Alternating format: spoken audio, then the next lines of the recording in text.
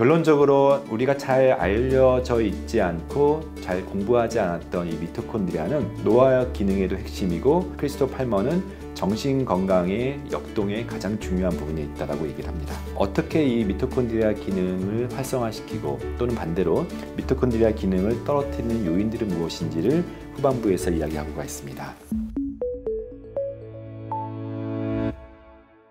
네, 안녕하세요 구독자 여러분들. 오늘은 특별히 책 한 권을 소개하려고 합니다. 브레인 에너지. 지은이 크리스토퍼 팔머는요, 하버드 의대 정신과 교수님입니다. 20여 년 동안 정신의학과에서 다양한 임상 환자를 보시고, 이 브레인 에너지는 이미 2023년도에 미국에서는 출간이 됐고요, 아마존을 포함해서 베스트셀러였는데 한국에서는요 올해 9월 20일 약 지금부터 한 2주 전에 나온 책이고요. 도서출판 푸른숲에서 출간된 굉장히 따끈따끈한 책입니다. 제가 이 책을 픽업한 이유는요, 정신과 의사가 기존의 약물치료나 또는 심리치료 외에 미토콘드리아 이야기를 하는 경우는 전 보지는 못했거든요. 이미 저희 같은 기능의학 입장에서는 늘 강조했던 내용인데, 특별히 하버드 의대의 정신과 교수님이 어떤 이유로 이 책을 냈고 어떤 내용을 담았는지를 설명해 드리겠습니다. 먼저 이 책에서는 기존의 신경정신치료의 핵심이 신경 전달 물질을 발견한 이후에 그것을 보충해 주는 방식, 즉 세로토닌이나 도파민이나 여러 가지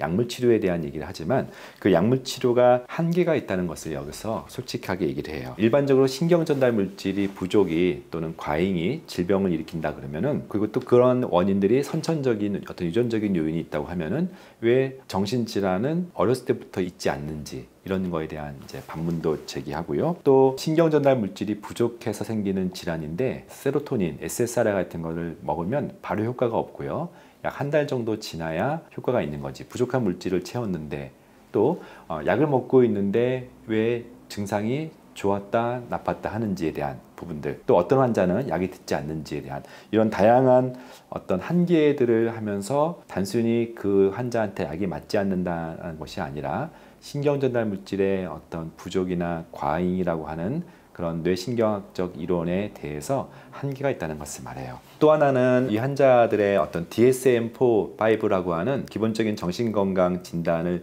분류하는 체계가 우울증, 조현병, 양극성 장애 등등의 증상들의 어떤 기준에 따라서 진단이 되는데, 때에 따라서는 어떤 환자들은 우울증도 있고 불안증도 있고, 어떤 환자는 ADHD도 있고 자폐 스펙트럼도 있고, 이것을 코모비디티, 동반질환이라고 해요. 어떤 환자들은 동반질환이 있기도 하고, 또 어떤 환자는 같은 우울증이어도 증상이 천차만별이고 같은 자폐여도 스펙트럼이 굉장히 다양하기 때문에 이러한 초개인화된 것이 과연 한 사람 한 사람의 질병을 한 군으로 묶을 수 있는가, 이런 얘기도 해요. 또 하나, 특별히 3장에서는 정신질환에는 반드시 공통 경로, 코먼 패스웨이가 있다. 예를 들면은요, 인후통이 있거나 또는 축농증이 있거나, 다른 병이죠, 다른 위치에 다른 균주가 생기거나 또는 바이러스로 인한 감기이거나, 근데 공통적인 치료는 타이레놀이거든요. 염증을 낮추는 거거든요. 그래서 질환과 증상과 다 다르더라도 공통 경로인 염증을 제거하는 게 치료의 목표다. 피부 질환도 마찬가지죠. 어떤 사람은 아토피고, 어떤 사람은 건선이고, 어떤 사람은 두드러기고, 근데 공통이 또 역시 자가 면역이라는 부분이 있기 때문에 그것을 낮추는 스테로이드 치료가 있는 것처럼, 이 정신과 치료도 어떻게 보면은 다양한 진단과 다양한 증상이 있는데, 또 다양한 스펙트럼이 있는데 같은 진단이어도 거기에 공통 경로가 있는데 그것이 잘 다뤄지지 않은 미토콘드리아에 대한 부분입니다. 미토콘드리아 아마 여러분들 굉장히 낯서실 텐데요, 미토콘드리아는 기본적으로 세포질에 있는 구조예요. 우리가 세포 안에는 DNA가 있는 핵이라는 위치가 있죠. 근데 이 DNA 같은 경우는 타고난 어떤 개인의 특성, 질병을 일으키기도 하고 일종의 블루프린트 개념이죠. 그러니까 청사진 개념이죠. 또는 설계도 개념이죠. 잘 알려져 있는 DNA 옆에 조그만 소기관, 이렇게 옆으로 생긴 미토콘드리아라고 하는 기관이 있는데, 이 미토콘드리아의 역할이 잘 알려져 있지 않아요. 일반적으로 미토콘드리아는 에너지 공장, 즉 ADP에서 ATP라고 하는 그런 에너지 대사를 만드는, 그래서 그것을 탄수화물과 지방이 대사가 돼서 만드는 그런 에너지 공장으로 알려져 있는데, 미토콘드리아의 기능에는 훨씬 더 많다라고 이 책에서는 이야기를 해요. 가장 핵심이 세포, 그 중에는 뇌세포도 있죠. 또 다양한 세포들을 켜고 끄는 스위치 역할로서의 미토콘드리아 기능 얘기를 하고 있고요. 미토콘드리아는 전반적인 대사를 조정한다. 오늘 대사 얘기를 좀 많이 할 텐데 여기서 대사는 대사증후군 할 때 당뇨 고혈압뿐만 아니라 세포 대사를 말하는 거예요. 앞서 신경 전달 물질이 뇌질환에서 굉장히 중요한데 그 신경 전달 물질의 생성 또는 과잉하지 않게 조절, 이런 부분들, 부족하지 않게 조절, 이런 부분들을 담당하는 것이 미토콘드리아 기능이다. 대표적으로 아세틸콜린이나 글루타민이나 또는 세로토닌이나 도파민이나 가바 같은 신경 전달 물질의 생성, 조절 역할을 한다. 굉장히 중요하겠죠. 또 하나 미토콘드리아는 면역 체계의 기능 조절을 돕는다. 에너지가 떨어지면 면역 증상이 생기는 것들이 있죠. 그 중에 미토콘드리아 관점에서 미토콘드리아가 그런 다양한 면역 조절 또는 상처 치유 회복 능력도 있다. 미토콘드리아는 스트레스의 반응 능력까지 조절한다. 미토콘드리아 건강하면은 스트레스의 대응도 잘한다. 통합 스트레스 반응을 조정한다. 이런 부분이 있고요. 또 하나는 미토콘드리아는 우리가 코티졸 또는 에스트로겐이라는 여성 호르몬 또는 인슐린 같은 이런 다양한 호르몬들의 또 조절자 역할을 한다. 미토콘드리아의 대표적인 역할 중에 하나가 활성산소를 만들기도 하고 활성산소를 제거하기도 해요. 마치 에너지를 만드는 공장이 에너지를 만들지 못해서 에너지를 떨어뜨리는 것도 있지만 공장이 낡으면 노폐물을 많이 만들어서 오염수의 주범이 되는 것처럼 활성산소를 만들기도 해요. 그래서 미토콘드리아 기능을 잘 유지해야지 활성산소, 산화 스트레스로부터 이 노화를 방지할 수 있다. 이런 것도 있고요. 또 미토콘드리아는 유전자를 바꾸기도 한다. 여기서 말하는 것은 후속 유전학적 개념인데요. 우리가 DNA가 일종의 유전자이면 그것을 조절하는 능력 중에 하나가 후속 유전학 개념인데 그것도 미토콘드리아 기능이 있다.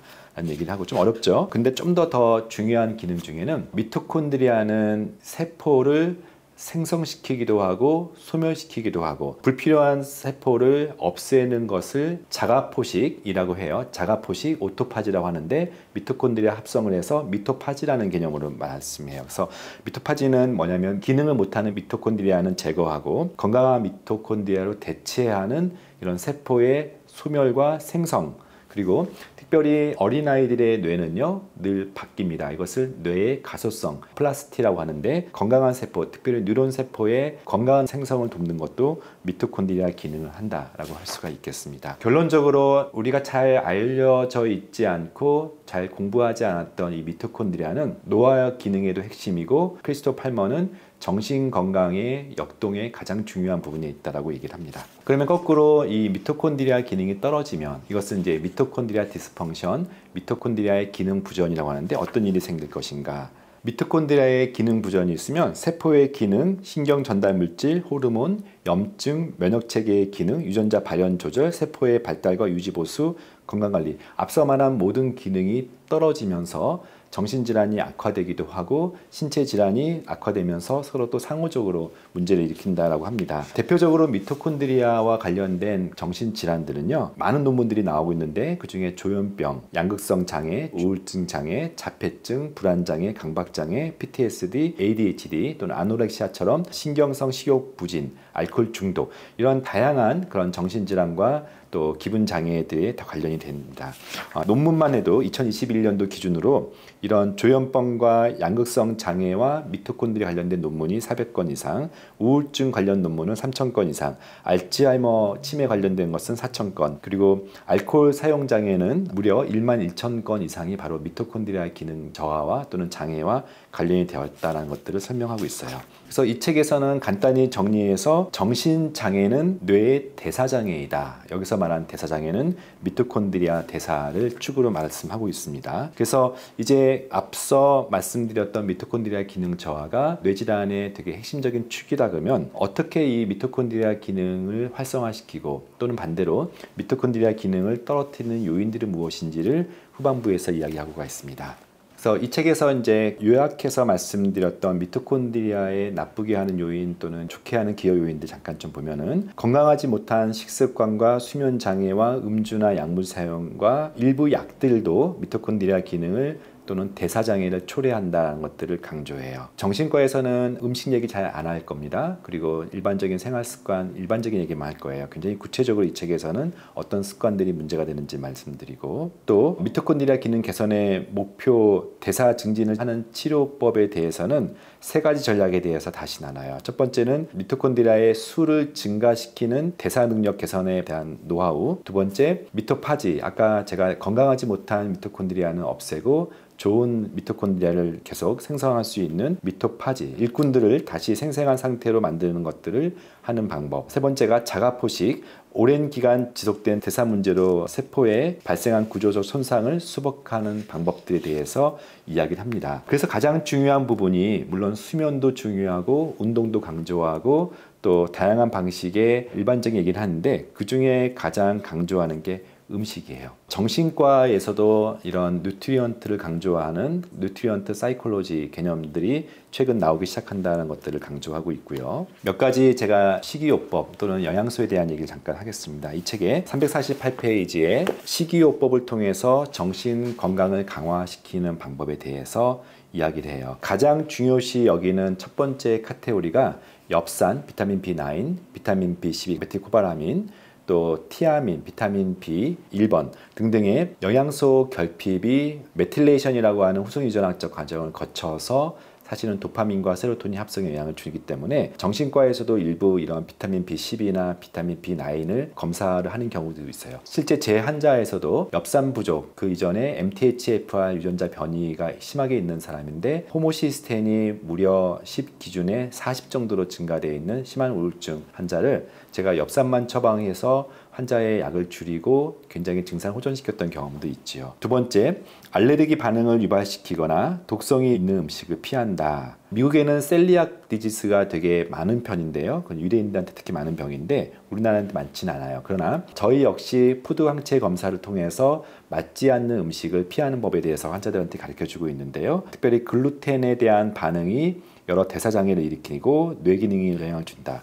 트랜스 지방의 유해한 영향에 대해서도 유의 있게 이 책에 대해서는 강조하고 있습니다. 그리고 굉장히 다양한 식품 성분, 이 부분들은 이제 이분이 기능학자는 아니기 때문에 푸드 항체에 대한 얘기는 없는데 저희가 검사하는 IgG 푸드 항체에서 양성이 나온 것들은 피하는 방식으로 뇌 기능을 개선시키는 것들을 저희는 시도하고 있죠. 여기서는 지중해 시기를 강조하고 있고요. 우리는 건강한 한식을 포함해서 여러 다양한 건강한 식단에 대해서 저희는 강조합니다. 자가포식, 오토파지 또는 미토파지를 촉진시키는 가장 강력한 방법으로 여기서는 잠깐 언급되는데 저희가 바로 지난 영상에서도 했던 것처럼 FMD, 단식 모방 다이어트가 도움이 된다 라고 여기서도 얘기하고 있습니다. 종종 굶어보세요. 굶고 이 몸속에서 미토콘드리알 기능 개선을 할 정도의 오토파지가 일어날 정도로 단식을 해보는 것도 굉장히 좋은 방법입니다. 장내 미생물 환경을 개선한다. 이건 저희가 늘 강조하는 장내축에 대한 얘기고요. 식이요법을 통해서 대사와 미토콘드리를 개선한다. 즉 인슐린 저항성도 떨어뜨리고 대사율을 촉진시킨다. 이런 부분들이 다양하게 미토콘드리아 기능을 활성화시킬 수가 있고, 비만이라고 하는 이슈는 염증뿐만 아니라 미토콘드리아 기능과 관련된다. 또는 거꾸로 심각한 저체중도 문제가 된다 등등을 이야기합니다. 이것을 이제 좀 더 자세하게 어떤 영양소가 필요한지, 여기서는 N-아세틸시스테인, L-트립토판, 아연, 마그네슘, 오메가3, 니코틴아마이드, 리보사이드, NAD 플러스만 합니다. 알파리포산, 아르기닌, 카르니틴, 코엔자임 Q10, 나이아신, 리보플라빈, 타이아민, 레스베라트롤, 굉장히 다양한 항산화 얘기들을 하고 있죠. 재밌는 실험은 이러한 항산화 칵테일 또는 영양소를 왕창 먹었던 그룹과 엽산만 먹었던 그룹과 아무것도 먹지 않은 그룹을 동시에 봤더니 특별한 차이가 없다라는 임상 결과도 보여주고 있어요. 저는 늘 강조하지만 모든 사람이 마이어스 칵테일을 포함해서 항산화 영양제를 왕창 먹는다고 도움되는 게 아니고 사람마다 필요한 사람이 있다는 것을 저희는 늘 강조하죠. 저희가 하는 소변 유기산 검사, 미토콘드리아의 전체 대사를 보고 나서 부족한 사람한테 보충하는 것이 저는 도움된다고 늘 얘기하는 것처럼 이게 필요하다고 다 먹는 게 아니라 사람한테 결핍, 미토콘드리아의 부전을 먼저 확인하고 어떤 부분 어느 위치가 나쁜지에 따라서 사람마다 개인 맞춤 영양을 하자는 것이 저희의 주장입니다. 그런 부분까지는 강조하고 있지 않지만 전반적인 언급을 하고 있습니다. 또 하나 특별히 뇌전증 환자에서 케톤 식이가 굉장히 도움된다는 경험과 또 연구들이 많이 있죠. 이렇게 식단이 특정 뇌질환에 도움된다는 것들이 많이 있습니다. 식단의 중요성, 사실은 이제 정신과 선생님들이 다양한 방식으로 치료를 하지만 차분하게 식단에 대한 이야기를 할 수 없는 환경, 또는 우리나라가 질병을 이렇게 분리해서 보는 그런 관점 때문에 아마 그런 부분들을 좀 구체적으로 설명드리기가 좀 어려우실 것 같아요. 식단, 특별히 장 건강을 개선시켜서 뇌를 치료한다는 것들을 끊임없이 저희가 같이 한번 나누도록 하겠습니다. 또 하나 이제 미토콘드리아를 좀 물리적으로 개선시키는 방법 중에 전기 자극 치료, 그리고 TMS라고 하는 자기장 치료도 미토콘드리아 기능 개선시킨다. 최근에 저희 병원에서도 하는 PBM이라고 하는 광 치료도 미토콘드리아 기능 개선을 하기 때문에 단순히 식단이나 어떤 영양소를 보충하는 것뿐만 아니라 뇌를 직접 자극해서 뇌세포, 더 나아가서 미토콘드리아 기능을 개선시킨다는 것들이 이 책에서도 강조가 되고 있습니다.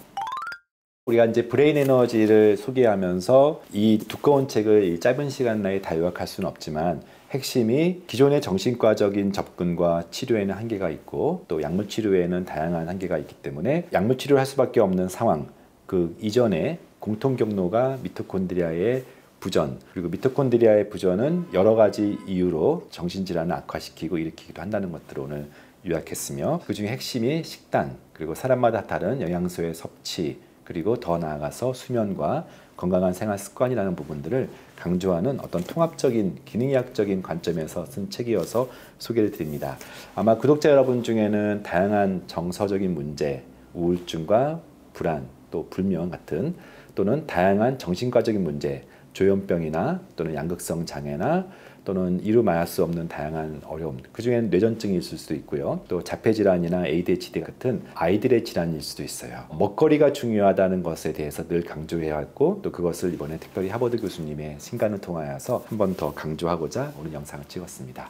네, 오늘도 끝까지 들어주셔서 감사하고 더욱더 건강한 식단을 통하여서 뇌를 개선시키는 다양한 컨텐츠를 갖고 오겠습니다. 감사합니다.